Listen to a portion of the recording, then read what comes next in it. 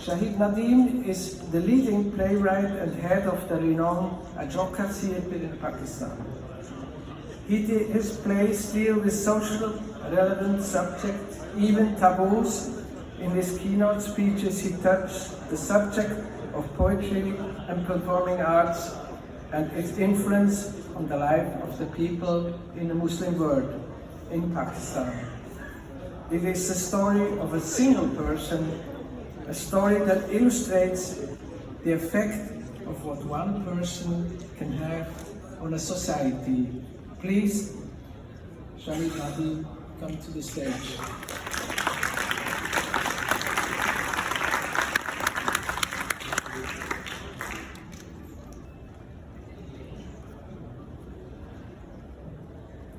I will start and then maybe the audio should be low. So look at the image instead of me, but lend me your ears. So I have titled this, Of This and of That. Weaver Shah Usman had enrolled his son Hussain in Sheikh Abu Bakr's madrasa to learn Islamic teachings and memorize the Holy Quran.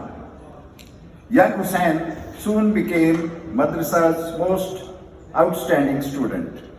He could stand on one leg in River Ravi at night, reciting the whole of the holy book before the call for the morning prayers.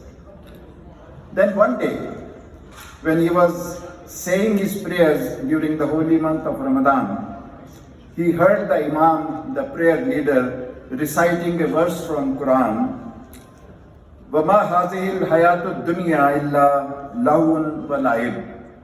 This worldly life is no more than play and amusement. Suddenly, Hussain broke his prayer position in the congregation, began to laugh loudly, and left the mosque, never to return. This was the start of Hussein's journey in search for the true meaning of play and amusement. He composed Sufi poetry, wore black clothes, danced in the streets of Lahore, anklet bells tied to his feet. Hundreds followed him. Emperor Akbar, the great Mughal ruler of India, who was camped in the city to crush a rebellion by the legendary Dullah Bhatti, was anchored by his dance of defiance. So were the royal clerics. Hussain went on to become one of the greatest Punjabi poets, popularized the Kafi form of Sufi poetry, and fell in love with a pretty Hindu boy, Madhulal. So much so that he incorporated Madhu's name into his own and is now remembered as Shah Madhulal Hussain. The two remain eternally united in death in their shared tomb next to the famous Mughal-built Shalimar Gardens, which itself has become a popular recreational spot. The Madhulal Hussain story is an example of the popular approach towards performing arts in a conservative Muslim society. The natural assimilation of apparent contradictions is remarkable. Some scholars unfamiliar with the Muslim cultural ethos have misconceptions which are unfortunately reinforced by the self-styled spokesman of Islam. But we, the artists living and working in Muslim majority societies, have a different understanding of arts. We believe Islam does not forbid performing or visual arts. Pakistan, India, Bangladesh, Turkey, Iran, Egypt, Indonesia, and many other Muslim majority countries have produced outstanding and brilliant artists, actors, dancers, singers, poets, who have not only entertained and enriched their own cultures, but also made their mark at the global level. The Quranic reference that this world is for joy and amusement, in our view, does not denigrate this world. It only distinguishes it from the hereafter. When asked, is it sinful to get involved in worldly affairs at times, Prophet Muhammad, peace be upon him, told his companion Hazrat Hanzala, as reported in a verified Sahih Muslim hadith, فَقَالَ يَا Hanzala sa'atan wa sa'atan. O Hanzala, there is a time for this and a time for that. He said it 3 times. This we can safely interpret means belief, prayers, and following the Islamic teachings. But what is meant by that? That needs to be explored. That can and does include worldly matters such as carnal love, joy of family life, business dealings, sports, exploitation of human skills and potential, and arts. Almost every shrine in Pakistan, and there are thousands, is full of Dhamal mystic dancers, Qawwali devotional singers, and Dhol drum players. There is more of that as manifested in actors in Mela festivals and hilarious bhand comedians.